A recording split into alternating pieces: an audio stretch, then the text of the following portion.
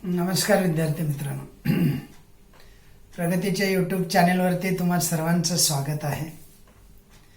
प्रगती क्लासेसचे सर्व विद्यार्थी, गुरुप्रसादचे सर्व विद्यार्थी, सर्व शिक्षक, पालक सर्वांना माझा नमस्कार. तर आता बराचसा आपला अभ्यासक्रम झालेला दिसतोय की नाही? बराचसा झालेला आहे. त्याचं तरी नागरिक शास्त्राचा हा 4था लेसन आहे. 5 लेसन आहे, त्यातला हा 4था लेसन आहे. आणि इतिहासचे 9 लेसन आहे, त्यातला मला वाटतं 4-5 लेसन, 4था लेसन तिकडेही चालू असेल. मराठीचं बऱ्यापैकी झालेलं आहे, गणित सुरू केलेलं आहे, इंग्लिशचं 1 युनिट झालेलं आहे, शब्द पाठांतर घेतलेले आहेत, रायटिंग स्किलचं लिखाण झालेलं आहे, मराठीचं व्याकरणचं लिखाण, बरंच काम आपण केलेलं आहे. बऱ्याच पुढे आहोत आपण, आहे ना? तसे मार्कही मिळाले पाहिजेत बरं का. नुसतं पुढे असून काय करायचं? आपला उद्देश जो आहे, आपला हेतू जो आहे, तो साध्य झाला पाहिजे. आपल्या उद्देशापर्यंत आपल्याला पोहोचता आलं पाहिजे ना. आपल्याकडे वेळ भरपूर आहे. आपण सर्वांच्या अगोदर काम चालू केलंय, बाकीच्यांनी लेट चालू केलंय. एक विषय कसा तरी ते झूमवरती घेत आहेत, मुलं जोडली जात नाहीत, अर्धी सुद्धा मुलं नाहीत. अशा अनेक प्रश्न आहेत प्रत्येकाचे. काय सांगू तुम्हाला. आपण मात्र फार सुंदर रीतीने वर्गात जसं घेतो तसं शिकवणी चालू आहे, लिखाण चालू आहे, पाठांतर चालू आहे, पुन्हा पाठांतर घेणं सुद्धा चालू आहे की नाही? अशा विविध प्रकारे आपण व्यवस्थित वर्ग घेतल्यासारखं घेतलेला आहे. त्याचा फायदा करून घेणं तुमचं काम आहे. आम्ही तुमच्या तोंडापर्यंत असा घास नेऊ शकतो ना. आम्ही असा घास तुम्हाला भरवू शकतो, तोंडात घालू शकतो, पण चावून गिळला तरी पाहिजे ना. ते आम्ही करू शकत नाही ना. तोंडापर्यंत घेऊन जाऊ शकतो, तिथून पुढचं काम तुमचं आहे. तसं अभ्यासाच्या बाबतीत सुद्धा आम्ही तुम्हाला मार्गदर्शन करू शकतो, चांगलं शिकवू शकतो, चांगलं सांगू शकतो, करून घेऊ शकतो. करणं तुमचं काम आहे. तुमच्या मनात असलं पाहिजे करणं. पाठीमागचं जे लेक्चर झालं आपलं, त्या लेक्चरला हा जो लेसन आहे तो 4था लेसन आहे. त्यामध्ये त्याचं 4थ्या लेसनचं नाव आहे सामाजिक आणि राजकीय चळवळी. इयत्ता 10वीचा हा 4था लेसन. पहिला होता संविधानाची वाटचाल, दुसरा होता निवडणूक प्रक्रिया, तिसरा होता राजकीय पक्ष, आणि 4था आता सामाजिक आणि राजकीय चळवळी आपण पाहतोय. पाठीमागच्या लेक्चरला आपण टिपा लिहामध्ये 2 आणि सकारण स्पष्ट करा, पुढील विधान सकारण स्पष्ट करा, यामध्ये 3 असे 5 घटक पाहिलेले होते. म्हणजे एकूण लेसनमध्ये 10 आर्टिकल्स असतात, 10, 11, 12, आणि आपण प्रश्न सुद्धा तितकेच पाहतो. आता 6 पाहिलेले आहेत, हे 3 पाहिले की 9 झाले. राहिलेलं छोटे मोठे असतं ते पर्याय उत्तर, संकल्पना चित्र, चुकीची जोडी ओळखा, यामध्ये ते निघून जातं. ओके, महत्वाचे प्रश्न होतात. पुन्हा आपण ते वाचन करत असतो, वर्गात अजून एकदा शिकवलं जाणार, पुन्हा बऱ्याच उजळणी वगैरे बरीचशी होणार. पाठांतराला कमी पडायचं नाही. आज आपण ना 3च प्रश्न फक्त पाहणार आहे. छोटस एक लेक्चर घेणार आहे या लेसनवरच. आता हे जे लेक्चर आहे ना, ते लेक्चर छोटस असणार, 3 प्रश्नांचं असणार. नीट लक्ष देऊन ऐकायचं, नीट लक्ष देऊन समजून घ्यायचं, समजलेलं नाही ते विचारायचं, विचारून आपली शंका दूर करायची, मग पाठांतराला घ्यायचं. मग ते दीर्घकाळ लक्षात राहतं आणि लवकर पाठांतर होतं. लवकर पाठांतर झाली ना मग मजा वेगळीच येते बरं का. तर ही जी मजा आहे ना ती आपल्याला घेता आली पाहिजे.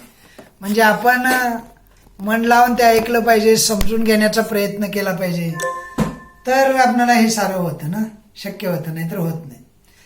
थोडक्यात उत्तरे त्यामध्ये 3 प्रश्न आहेत, वेगवेगळे 3 प्रश्न आहेत. त्यातला प्रश्न असा विचारला जातो, खालील प्रश्नांची थोडक्यात उत्तरे द्या किंवा सविस्तर उत्तरे द्या. एकच असतो, सविस्तर आणि थोडक्यात. इथं राज्यशास्त्रामध्ये थोडक्यात उत्तरे असतो. त्यामध्ये पहिला प्रश्न आहे पर्यावरण चळवळीचं कार्य स्पष्ट करा. दुसरा प्रश्न आहे भारतातील शेतकरी चळवळीचे स्वरूप स्पष्ट करा. आणि तिसरा प्रश्न आहे स्वातंत्र्यपूर्व काळात स्त्री चळवळ कोणत्या सुधारणासाठी, स्त्रिया चळवळी किंवा स्त्री चळवळ कोणत्या सुधारणासाठी लढल्या गेल्या किंवा लढत होत्या, असा एक तिसरा प्रश्न आहे. असे 3 वेगवेगळे प्रश्न आज आपल्याला या लेक्चरमध्ये कव्हर करायचे आहेत. कळालं असेल तुम्हाला, आहे की नाही? थोडक्यात उत्तरे द्यायचा हा प्रश्न आहे. ज्या दिवशी हे लेक्चर होणार त्या दिवशी तुम्ही ते नीट ऐकायचं, एकदा दोनदा ऐकायचं, एकदा ऐकून थांबायचं नाही, एकदा दोनदा तीनदा ऐकायचं ते. आणि कंटाळा करायचं नाही ऐकायला. आणि ऐकल्यानंतर मग लिहून काढायचं. मी तुम्हाला नोट्स पाठवतोच, फोटो पाठवतोच, उत्तरासहित पाठवतो, प्रश्नासहित स्वाध्याय पाठवतो.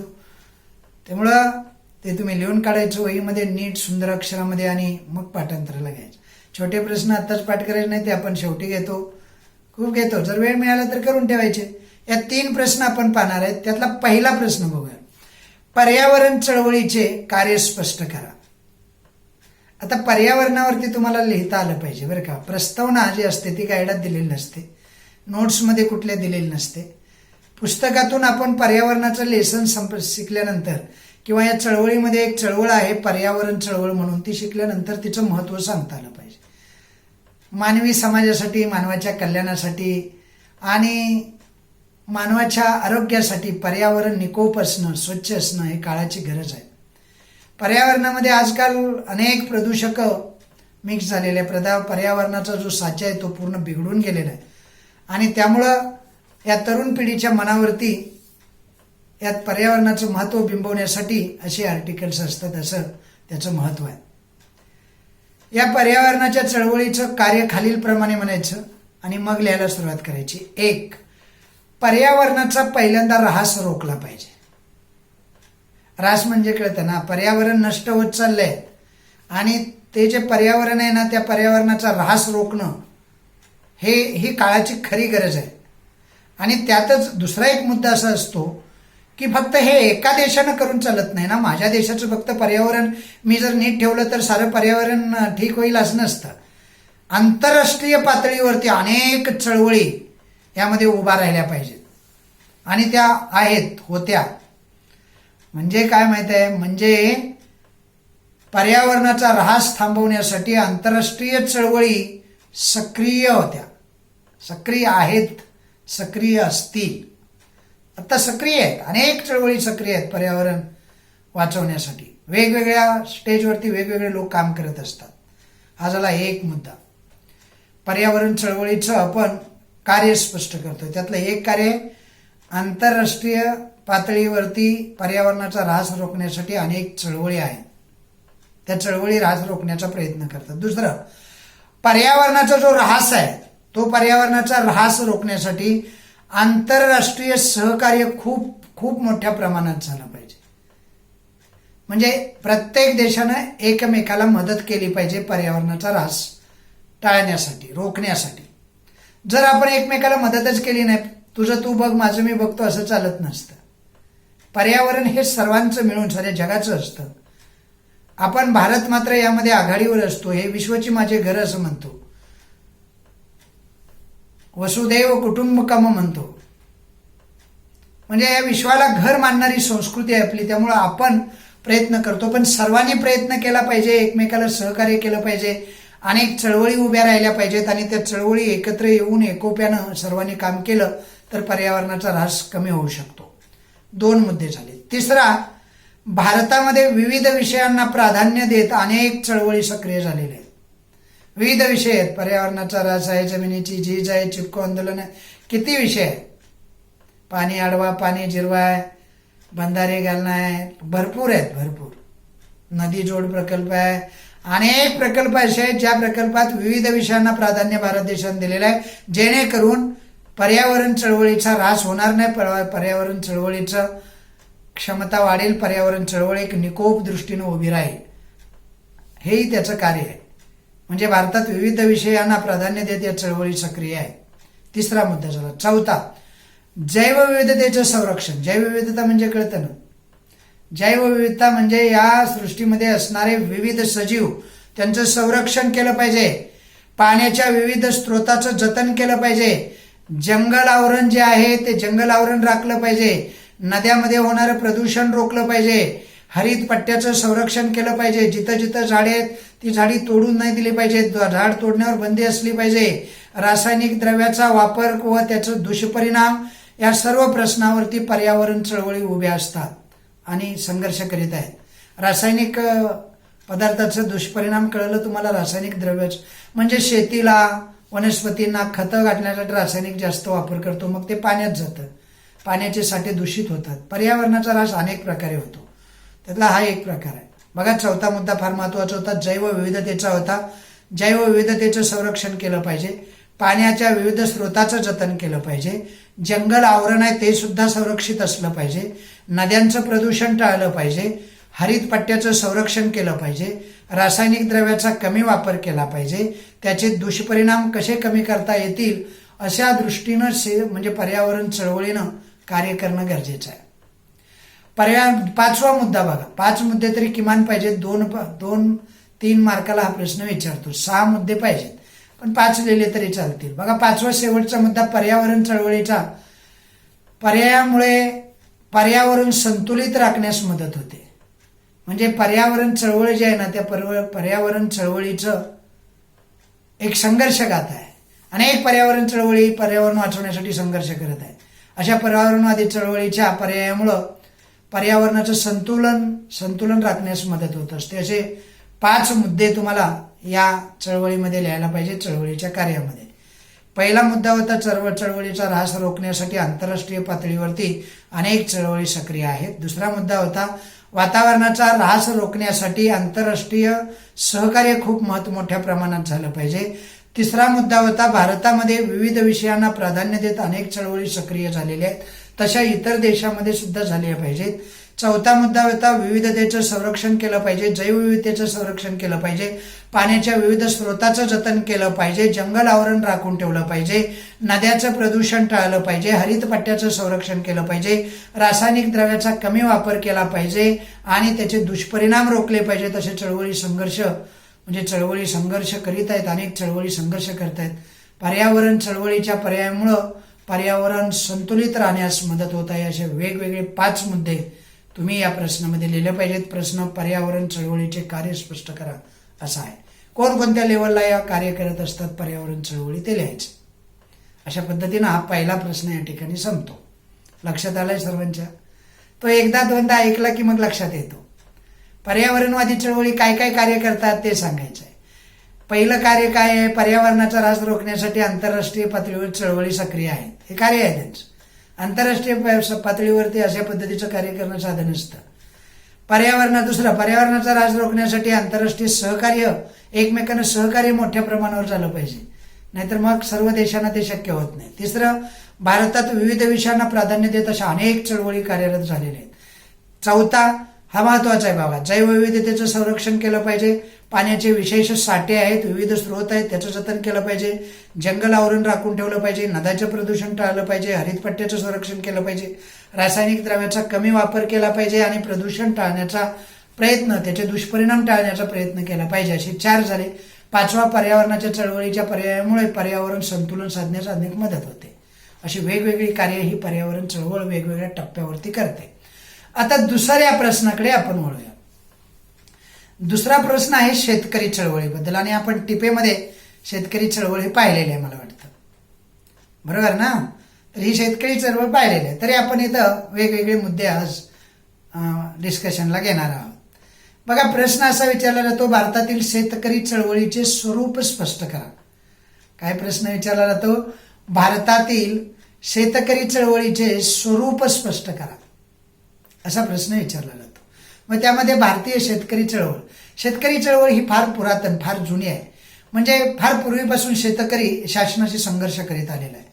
त्याला हमी भाव मिळत नाही, अनेक नैसर्गिक आपत्तीला तो बळी पडतो, हलाखीची परिस्थिती आणि कष्टाचं काम, अशा अनेक प्रश्न आवासून त्याच्या पुढे आहेत. आणि म्हणून ही चळवळ आपल्या देशातील कृषीप्रधान देशामध्ये अत्यंत महत्वाची आहे. शासनानं त्याच्याकडे लक्ष दिलं पाहिजे अशी प्रस्तावना लिहिणं फार गरजेचं आहे, जी गाईडात पुस्तकात नाही आहे. समजलं तुम्हाला? तिचं महत्व तुम्हाला सांगता आलं पाहिजे. शिकवताना लक्ष असलं की मग सांगता येतं.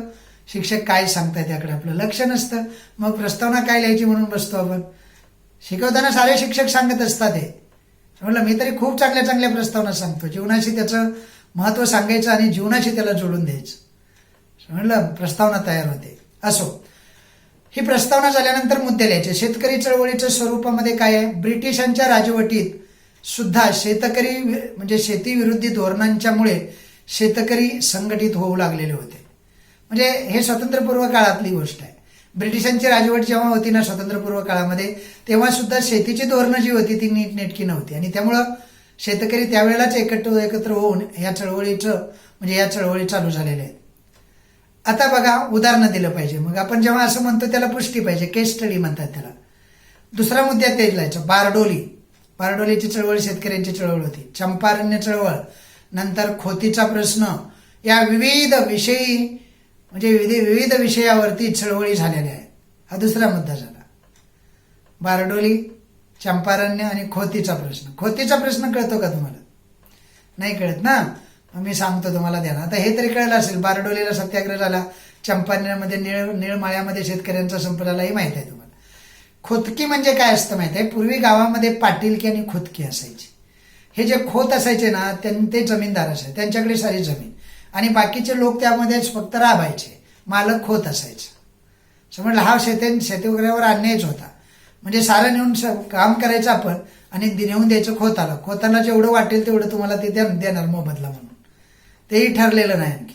म्हणजे शेतकऱ्यावर अन्याय होता, त्याच्या विरोधात ही चळवळी झाल्या, म्हणून त्याला खोतीचा प्रश्न असं म्हणतात, किंवा खोतकीचा शेतीविषयीचा प्रश्न.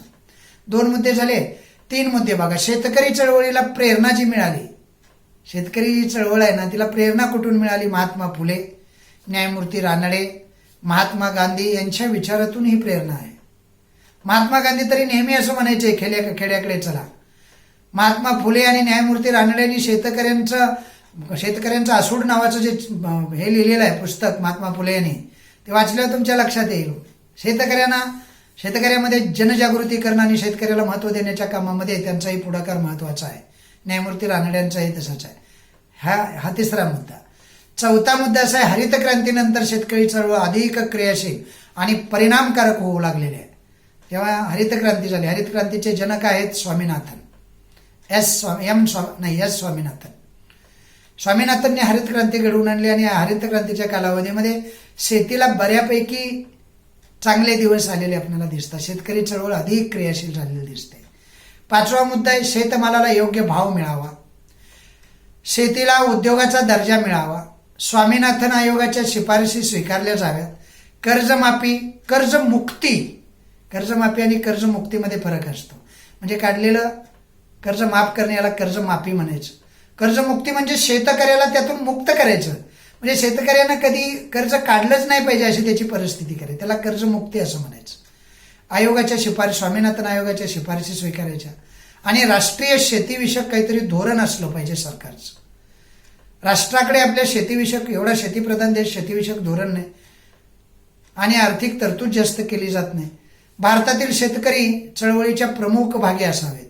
प्रमुख मागण्या आहेत ह्याच्यात शेतकऱ्यांच्या. शेतमालाला योग्य भाग मिळावा ही शेतकऱ्याची मागणी आहे. शेतीला उद्योगाचा दर्जा मिळावा ही शेतकऱ्यांची मागणी आहे.